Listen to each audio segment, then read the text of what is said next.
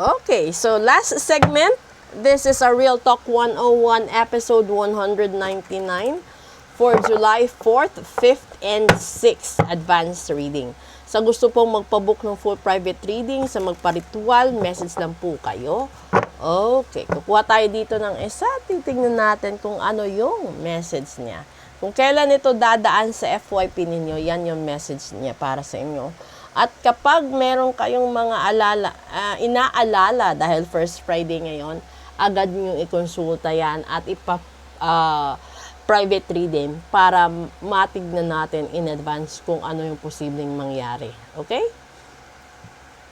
And this is the dragon, your passion. The dragon is a reminder of your strong will and fiery personality. It is also a symbol of passion and fire. And you are being asked to practice self-control and be cautious so that your passion does not lead you into trouble. Kasi minsan masyado tayong marupok, mapusok, mareklamo, no? Wala tayong pasensya, wala tayong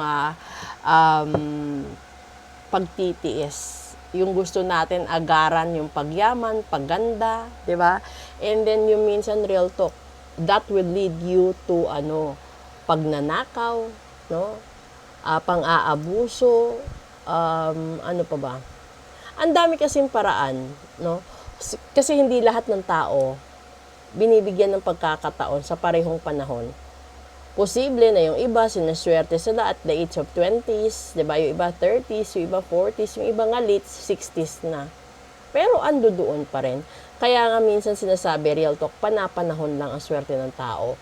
Pero hindi ibig sabihin na kapag sila'y nauna, ikaw ay wala ng swerte. Minsan siguro dumaan na yung swerte sa buhay mo, sinayang mo lang. Real talk po yan. Kasi ito yon, bibigyan ko kayo ng isang magandang example. Sa isang relasyon. Kapag nasa isang barangay kayo, isang baryo, isang lugar, di ba magkababata kayo? Magkakilala na kayo since childhood. And then, dumating yung panahon na nagkahiwala yung landas ninyo dahil yung isa kailangan lumuwas ng ibang lugar para makapag-aral.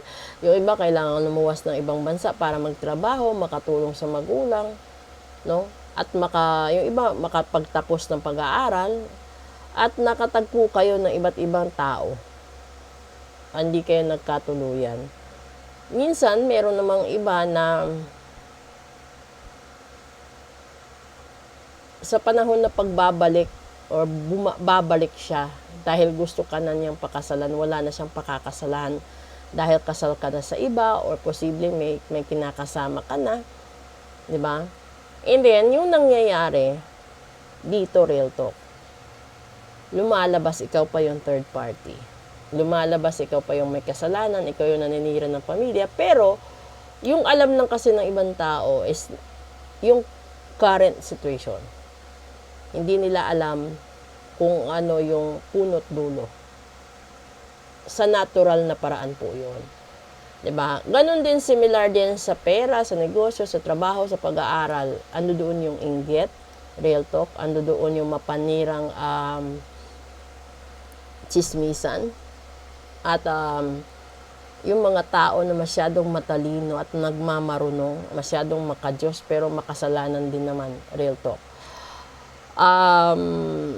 Sa ibang paraan, no, yung passion kasi, napupunta sa obsession.